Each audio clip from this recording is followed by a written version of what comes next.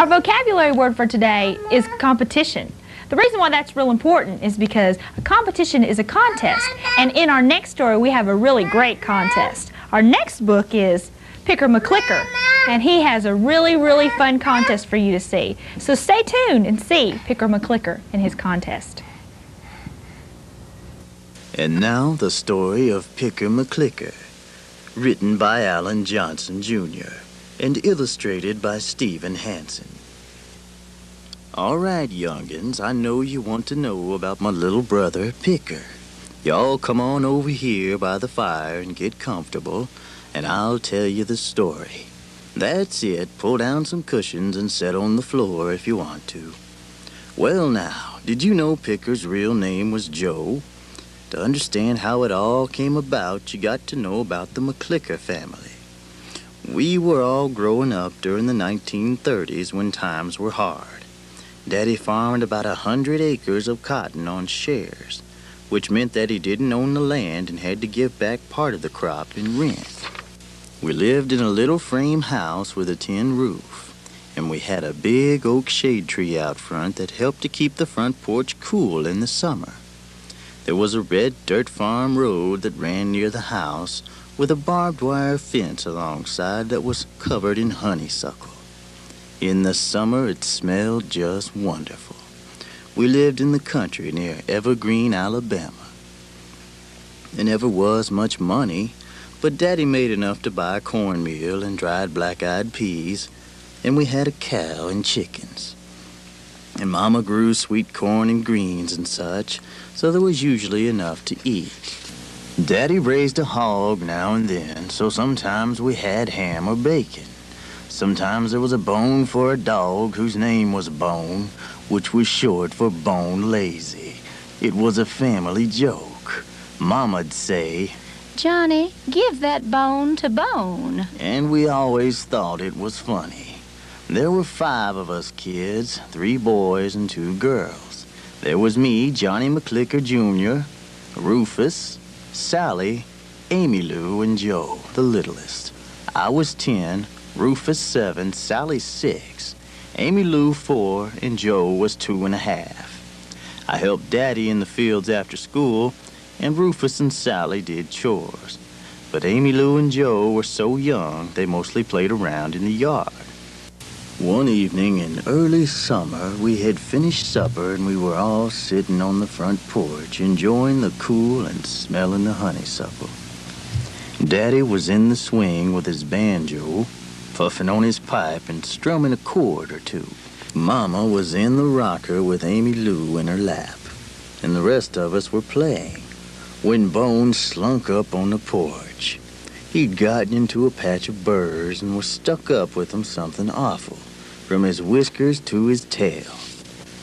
We all started to laugh. Bone sat down looking mighty sad. When we stopped, Joe, who was just able to walk, toddled over to Bone and sat down, kerplop, and said, "Poor Bone, I'm gonna fix him." We were all watching when he reached his hands to Bone, and then it's hard to say what happened, but his hands seemed to move like a blur. Then there was some dog hair drifting around in the air and the neatest pile of burrs you ever saw. Bone was clean as a whistle, wagging his tail and practically grinning. Joe said, "Me fix him." "What in the world?" Daddy said. "Alice, did you see that?" "I think I did," said Mama. "but I don't believe it. Did Baby Joe just pick about 100 burrs off a Bone in about 3 seconds? "I think he did, Alice. Fast. That boy's a pickin' fool. I've never seen the like." Us kids were impressed, too, 'cause Daddy didn't get excited too often. But you know how kids are. By next day, we had forgotten about it. Mama hadn't, though. I guess it was 3 or 4 months after this that Mama was out in the garden picking some peas.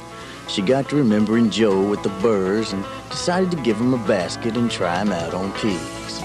He'd been watching her do it, so I guess he knew what to do. 'Cause by the time Mama had walked 20 feet to the porch for another basket and walked back to the pea patch, Joe had picked the whole row clean. course, he couldn't reach the tops of the pea vines, but he sure got every one he could reach. Then Mama took him up on the porch and showed him how to shell peas. Joe was a quick study. Inside of a minute, there were about 3 quarts of peas shelled out pretty as you please, with all the pods all lined up in a nice, neat pile. Mama said, That boy's a natural-born picker. Rufus, who'd come in from doing his chores, had been watching. He grinned at little Joe, mussed his hair, and said, Picker McClikker. The name stuck, and Joe was Picker from then on. Well, after a while, we all got to taking Picker for granted. We knew we had a talent, but we didn't pay too much attention. If Mama had stuff to be picked out in the garden, Picker would do it before you could blink. But mostly, Picker was a slow, dreamy little boy. He liked to be outside. Sometimes he'd walk across the field out back to Leafy Creek and lie on his stomach looking down in the creek, looking for crawfish. He could grab one out of the water and never get pinched. Sometimes I'd see him out in the yard lying on his back with his head on bone, just watching the clouds. I knew what he was doing because Daddy had showed us how to see animals in the clouds. Picker was a happy little guy who would sometimes just laugh over a funny thought, but he never talked much. If he could get by with one word, he'd never use 2. It wasn't till Picker was almost 4 years old that we really found out what he could do. It was during the cotton harvest. Daddy and us older kids had come out from the fields to get some lunch. We had about half the crop in, and Daddy was worried. The sky was real black over in the west. It looked like a bad storm coming. Daddy said we should just grab a bite and get back in the field to try to save the rest of the crop. We knew we'd never do it, though. But Picker was tugging on Daddy's overalls. Picker, help! Daddy looked down. What, son? Oh, thank you, son. I know how good you can pick, but you're too young to work in the fields. No, Daddy. Picker, help! Okay, son. Everybody can help. You come too, Alice. Johnny, run to the barn and get the rest of the bags. Throw them in the wagon and hitch up Glory. Bring the wagon out and meet us in the south field. By the time I got back to the field with the wagon, the lightning was popping and the thunder was wanging way too close for comfort. Glory was skittish, and I had my hands full keeping her from running off. There seemed to be a little dust storm out there in the field, moving down the rows of cotton. When I got closer, I saw that the dust storm was Picker, arms a blur. About every 5 seconds, he'd drop a full bag of cotton. Sally and Amy Lou were following him with empty bags. They'd hold one out to Picker, but you couldn't see him grab it. It would just sort of disappear.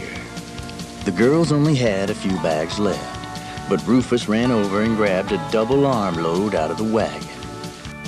When he saw that Picker was doing a row every minute, Daddy quit picking and jumped in the wagon with me.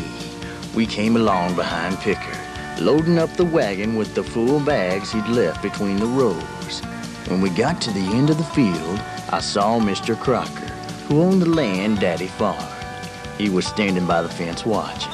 His jaw had fallen open, and he was shaking his head like he couldn't believe his eyes.